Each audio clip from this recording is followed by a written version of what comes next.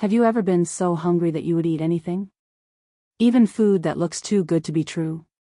Well, let me tell you a story that might change your mind forever. If you're watching this video, please like, subscribe to the channel, and tell me in the comments where you're watching my folktale story from. I want to know how far it has traveled.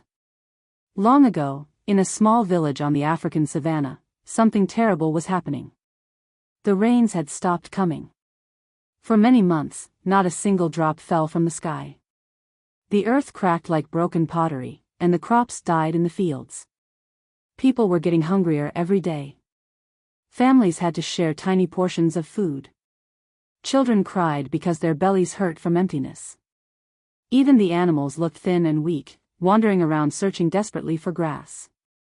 In this village lived a man with his two children, Kofi and Alma. Their mother had died when they were very young. Their father had married another woman, but she was not kind to the children. She only cared about herself and her own comfort. Every day, the stepmother would count the little food they had left. She would frown and complain.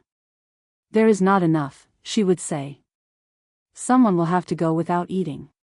The stepmother's eyes would always look at Kofi and Alma when she said this. She wished they would just disappear. One night, when the children were sleeping on their thin mats, the stepmother whispered to their father. Her voice was like a snake in the darkness. "Husband," she said, "we do not have enough food for everyone. We must do something about those children." The father looked shocked. "What do you mean?" he asked, his voice trembling. "Take them far into the bush and leave them there," she said coldly. "Then there will be more food for us to survive this terrible time." The father shook his head. "No, I cannot do that to my own children." But the stepmother kept talking and talking. She said mean things about Kofi and Alma. She made the father feel guilty and scared. She told him they would all die if he did not listen to her cruel plan. The father was weak and frightened. After many hours of her cruel words, he finally gave in. "All right," he whispered sadly. "I will do it tomorrow." He did not know that Kofi was awake and had heard everything through the thin walls. Kofi's heart was beating fast like a drum in his chest. He had heard his stepmother's terrible plan. He knew he had to protect himself and his little sister Alma. But how could two children survive alone in the dangerous bush? That night, Kofi quietly got up from his sleeping mat. He crept out of the hut while everyone else slept. The moon was bright in the sky, showing him the way to the river like a silver guide. At the riverbank, Kofi searched carefully in the shallow water. He was looking for cowrie shells, small, white shells that fishermen sometimes found. These shells were special because they glowed in the moonlight like tiny stars fallen from heaven. Kofi picked up shell after shell, putting them in a small leather pouch. He made sure to get enough to last a long journey. When the pouch was full, he hurried back to the hut. He hid the pouch under his sleeping mat and lay down next to Alma. "Sister," he whispered softly. "Tomorrow we might have to go on a journey. But do not worry. I have a plan to bring us home safely." When the sun rose, the father woke up the children with tears in his eyes. His eyes were red, and he looked very sad. "Come, Kofi and Alma," he said in a quiet voice. "We are going to gather fruits in the forest today." Alma was excited. She loved going to the forest to explore and play. But Kofi knew the truth. He secretly took his pouch of cowrie shells and hid it under his shirt. They walked for a long time, going deeper and deeper into the wild bush. There were thorny plants everywhere and strange sounds coming from the trees. The father kept walking, leading them further from home with each heavy step. As they walked, Kofi quietly dropped one cowrie shell every few steps. The shells were so white and bright that they would be easy to see, even in the dark. Alma noticed what her brother was doing, but she did not understand why. "Why are you dropping those shells?" she whispered. "You will see," Kofi whispered back. "Just remember to watch for them." The father did not notice the shells falling behind them. He was too sad and ashamed to look back. Finally, they reached a place so deep in the bush that Alma could not see their village anymore. The father stopped walking. He turned to look at his children with tears streaming down his face like a river. "I must leave you here," he said, his voice shaking with shame and fear. "Find fruits to eat and try to take care of yourselves." Before the children could say anything, he turned and walked away quickly. Soon, he disappeared between the trees like a ghost fleeing from his terrible deed. Alma began to cry. "Father! Come back," she called. But there was no answer. The sun was starting to set, and the bush was getting dark. Strange sounds came from everywhere, birds, insects, and other creatures they could not see lurking in the shadows. "Do not cry, sister," Kofi said, hugging Alma. "Look at the ground." When Alma looked down, she gasped. The cowrie shells were glowing in the moonlight like a path of tiny stars leading back home. "We can follow them back," Kofi said. "Come, let us go home before father." The children followed the glowing shells through the dark forest like following shooting stars. Every shell led them closer to home. By the time the first roosters were crowing, they were back at their village. When they walked into their hut, the father nearly fainted from shock and disbelief. The stepmother's mouth fell open with anger and surprise. "How did you get back here?" The stepmother shouted with fury in her voice. She was furious that her plan had failed. The father was confused but happy to see his children alive and safe. Deep in his heart, he was glad they had returned. But the stepmother was not finished. She pulled the father aside and began shouting at him like a wild animal. "You are too weak," she screamed.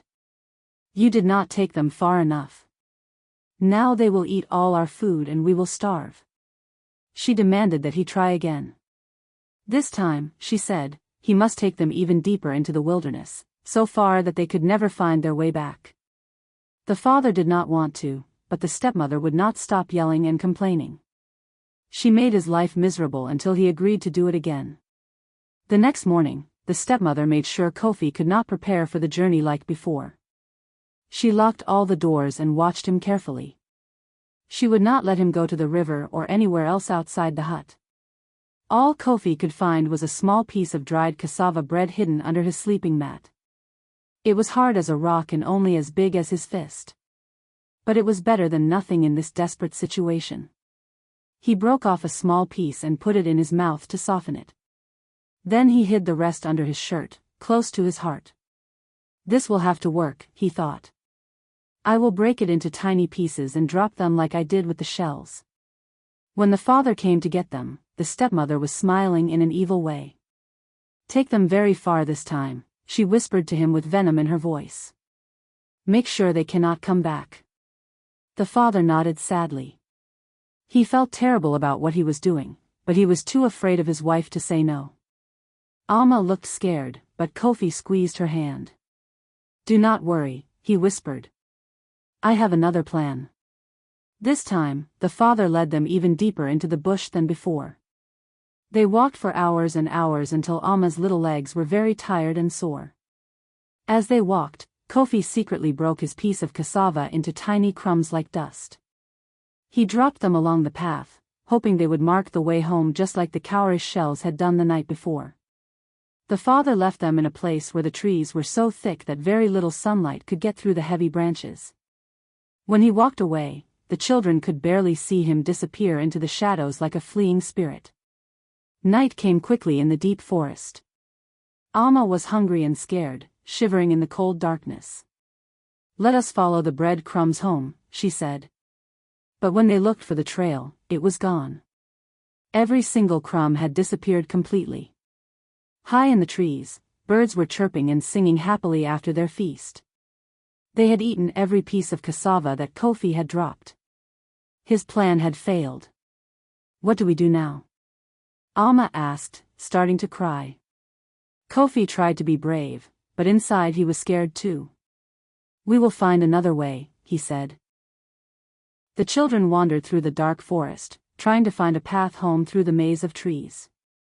But every direction looked the same. They were completely lost.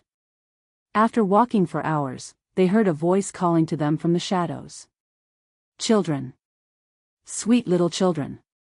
Are you lost? From behind a large tree stepped a hyena walking upright like a man. He walked on two legs like a man, but his yellow eyes glowed in the darkness like burning coals. His teeth were long and sharp, and when he smiled, the children could see dried blood on them. I can help you find your way, the hyena said in a voice like honey dripping from a comb. Follow me, and I will take you somewhere safe and warm. Alma was so tired and scared that she almost stepped toward the hyena without thinking. But Kofi grabbed her arm and pulled her back. He had heard stories about hyenas who could talk. They were not really trying to help. They wanted to eat children. Thank you, but we will find our own way, Kofi said politely. The hyena's smile disappeared. His eyes became angry. You will regret this, he snarled, and disappeared into the bushes. Kofi and Alma ran in the opposite direction as fast as they could. The next morning, the children were walking along a small path when they saw someone sitting under a big tree. It was an old hunter with kind eyes and gentle hands that spoke of wisdom. The hunter was roasting a small antelope over a crackling fire. When he saw the children, he smiled and waved them over with a friendly gesture. You two look hungry and tired, he said in a warm voice. Come, sit by my fire and share some food with me. The hunter gave them water from his gourd and pieces of roasted meat that tasted like heaven. It was the first real meal they had eaten in days. What are you children doing alone in this dangerous place full of wild beasts? The hunter asked. Kofi told him their story. The hunter listened carefully and shook his head sadly when he heard about their cruel stepmother. I am sorry for your troubles, he said. But let me give you some advice. In this forest, not everyone who offers to help you is truly kind. Some creatures will use sweet words to trick you into danger. He pointed deeper into the forest. If you keep walking that way, you might find help.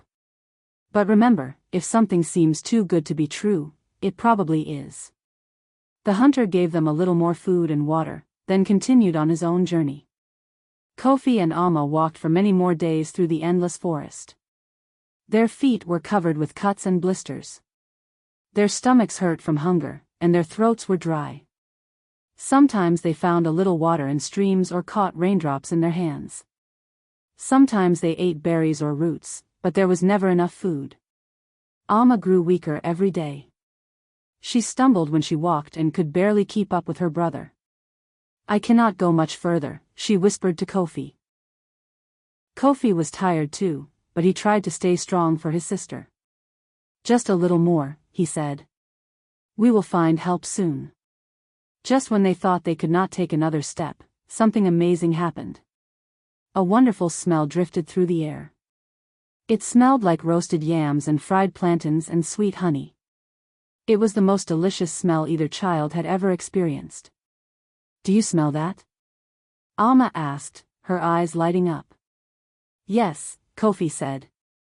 Let us see where it is coming from.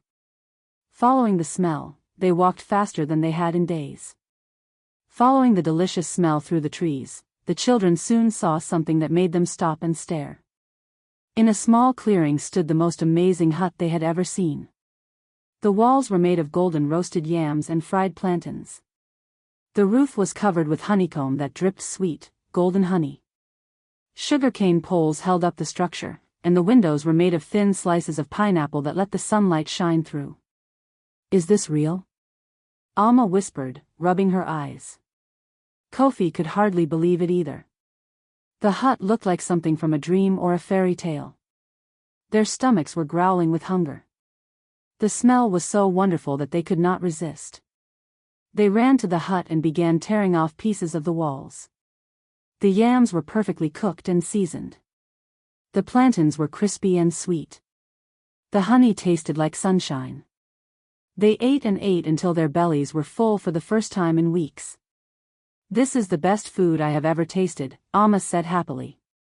But Kofi remembered what the hunter had said, if something seems too good to be true, it probably is. Just as Kofi was starting to feel worried about the magical hut, they heard a creaking sound. The door of the hut slowly opened. You are not going anywhere, little boy. I am going to fatten you up and then eat you. She turned to Alma, who was trembling with fear. "And you, little girl, will help me. You will pound grain, fetch water, and sweep my hut. If you try to run away or help your brother escape, I will eat you both right now." Alma wanted to run, but she could not leave Kofi trapped in the cage. She had to find a way to save them both. Every day, Ads gave Kofi lots of food through the bars of the cage. She wanted him to get fat and tender. "Eat, eat, eat," she would say. "Soon you will be plump enough for my cooking pot." Alma had to watch helplessly as the witch planned to eat her brother. But she was thinking of a plan. Every morning, Ads would come to Kofi's cage to check if he was getting fatter. She would reach through the bars and feel his hand and arm. "Let me feel how plump you are getting," she would say. But Kofi was very clever. Instead of holding out his real hand, he found a thin, dry stick and held that out instead. When Ads felt the stick, she would frown. "Still too thin," she would mutter. "I must feed you more." This trick worked for many days. The witch kept feeding Kofi, expecting him to get fat, but the stick always felt thin and bony. Meanwhile, Alma was forced to do all the hard work around the hut. She swept the floors, fetched water from the stream, and ground grain into flour. All the while, she was watching and learning about the witch's habits. She noticed that every evening, Ads would go outside to gather herbs and firewood. That was when Alma would whisper to her brother, trying to think of ways to escape. But the clay cage was very strong, and Alma was not big enough to break it. After many weeks of waiting for Kofi to get fat, Ads began to lose her patience. Her stomach was rumbling, and she was getting hungry for her meal. One morning, when she felt the stick that Kofi held out, she became very angry. "This boy is taking too long to fatten up," she snarled at Alma. "Even if he is still thin, I am going to eat him tomorrow. I cannot wait any longer." Alma's heart nearly stopped with fear. Tomorrow her brother would die, and then the witch would probably eat her too. That night, Alma could not sleep.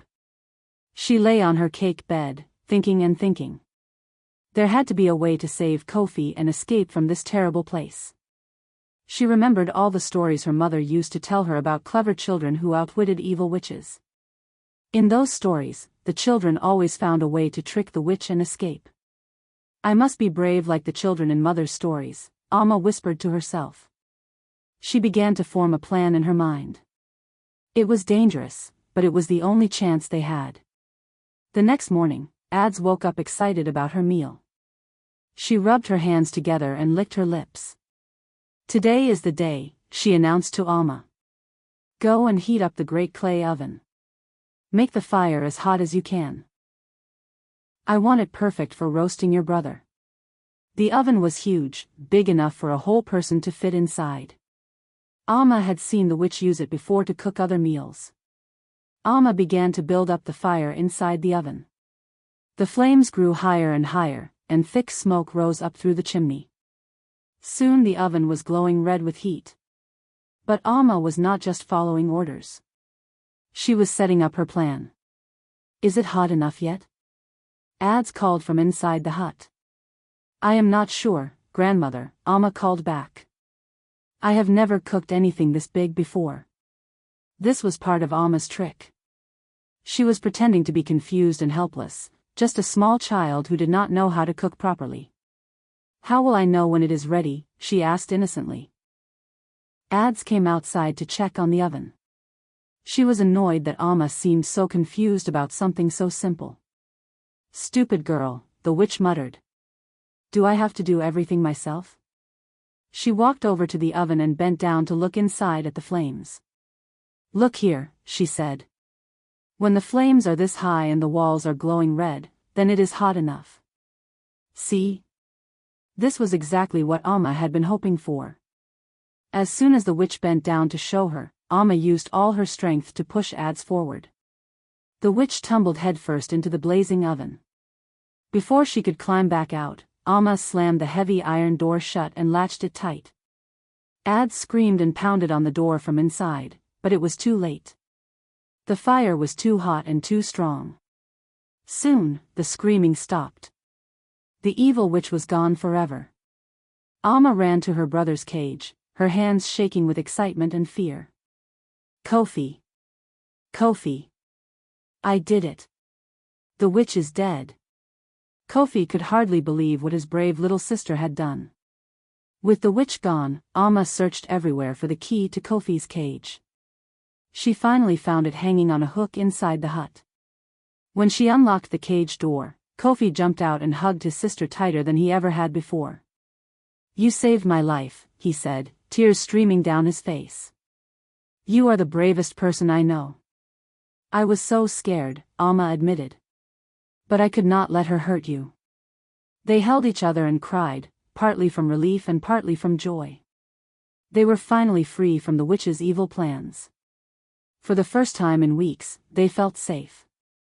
The terrible ads could never hurt them or any other children again. What do we do now? Alma asked. First, let us see what else is in this hut, Kofi said. Then we need to find our way home. They knew it would not be easy to get back to their village, but they were together again. That was the most important thing. As long as they had each other, they could face anything. As the children explored the witch's hut, they discovered amazing treasures hidden everywhere.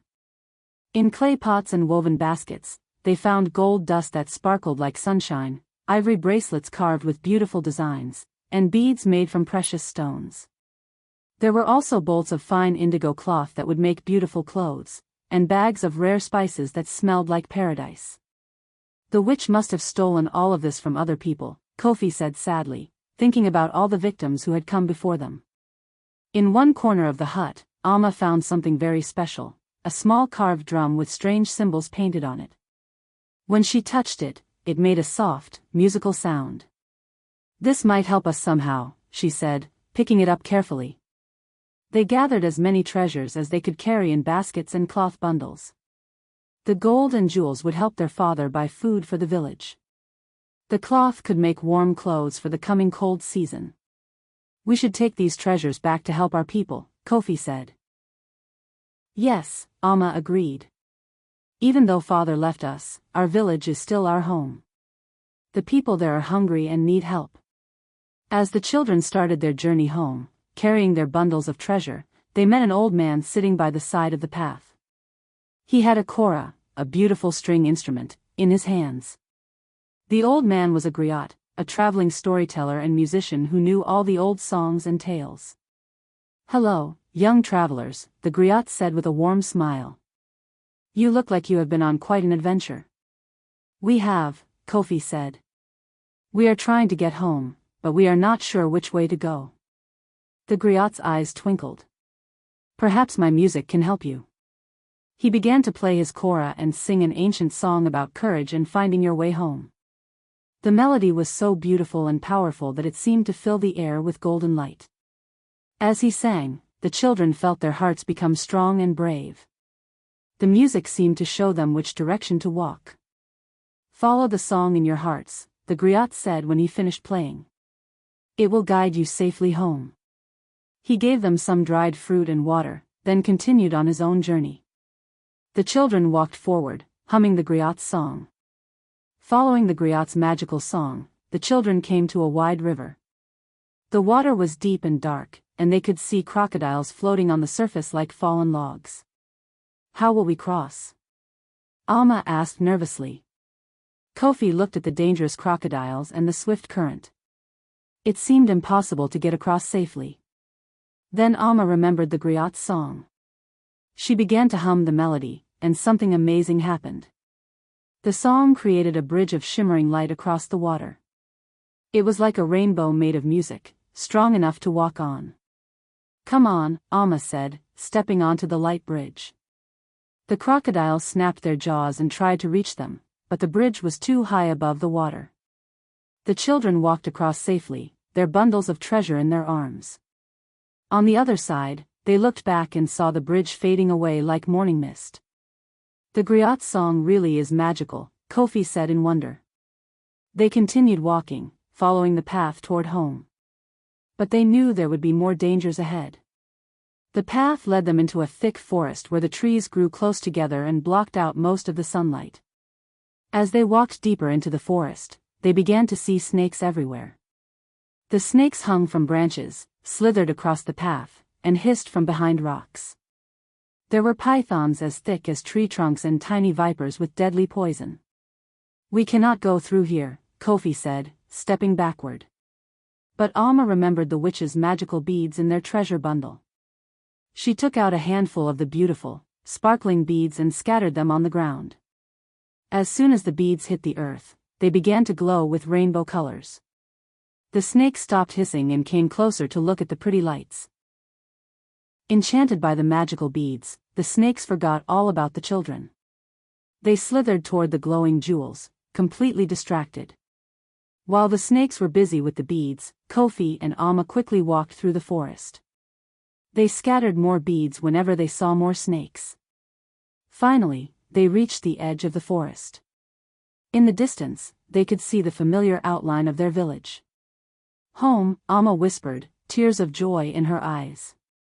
When the children finally reached their village, everything looked different. Many of the huts had fallen down, and the fields were still brown and dead from the long drought. They went straight to their father's hut. When they walked inside, they found their father sitting alone, looking very old and sick.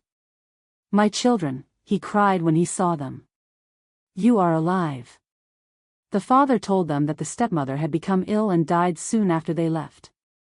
He had been alone and miserable, knowing that he had done a terrible thing by abandoning his own children. "I am so sorry," he wept, holding Kofi and Alma tight.